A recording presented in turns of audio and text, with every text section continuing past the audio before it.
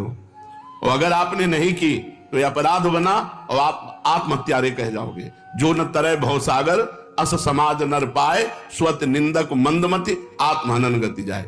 जैसे कई बार बताया है कि भारतीय सरकार किसी आदमी को विदेश भेजे और सारी सुविधा वहां, घर मकान स्त्री पुत्र परिवार सब सुविधा दे और अपना सरकारी काम बता दे कि ये काम करना है। अब उसने सरकारी काम तो किया नहीं, सरकारी सुविधा का भोग करके बेटी बेटे को पढ़ाया, ब्याह किया, सब किया। और जब भारत लौटा तो उसे पूछा गया वो कार्य जिस कार्य के कारण आपको विदेश भेजा गया था, जिस कार्य के कारण आपको सुविधा दी गई थी, वो कार्य, बोले वो कार्य तो नहीं हुआ, तो वो दंडनीय अपराध होगा और उसे जेल मिलेगी, क्योंकि उसको उस कार्य के लिए सारी सुविधाएं दी गई थी। तो भगवान ने मृत्यु लोक में मनुष्य रूप में हमें भेजा भारत में, किस लिए? जाओ साधन धाम मोक्ष कर द्वारा, साधना करो और अपने जीवन को मुक्त अवस्था में लाओ, भगवत प्राप्ति कर लो। तो लड़का पत्नी परिवार सबका पालन पोषण किया, खूब सब कुछ किया, लेकिन प्रधान सरकारी कार्य भजन करके भगवत प्राप्ति ये नहीं किया, तो आपको जो गति आत्महत्यारे की होती है वही दुर्गति आपकी होगी। हम आपसे और समझना चाहते हैं। कुछ ऐसा कहा जाता है कि अगर राम के साथ सीता की उपासना न करे और कृष्ण के साथ राधाजू की उपासना न करे तो नरकगामी होते हैं, ऐसा सुना है? नहीं, शास्त्रों में जो वर्णन है उसको समझना है।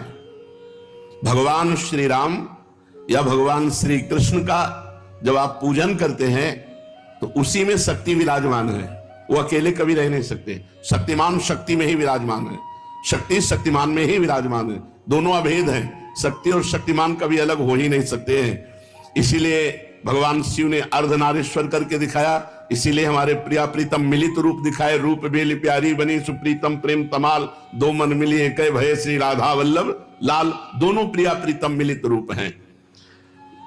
यदि रामकृष्ण के उपासकों को नरक जाना पड़े तब तो धोखा ही धोखा हो गया। ऐसा जो कोई वर्णन करता तब तो धोखा ही हो गया।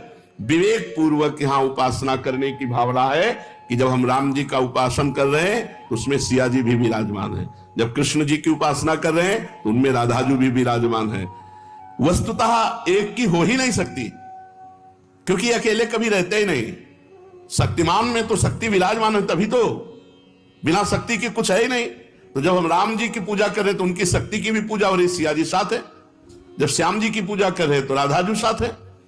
तो शक्तिमान को छोड़कर शक्ति की अलग उपासना कर ही नहीं सकता कोई। दोनों पृथक हैं ही नहीं, दोनों पृथक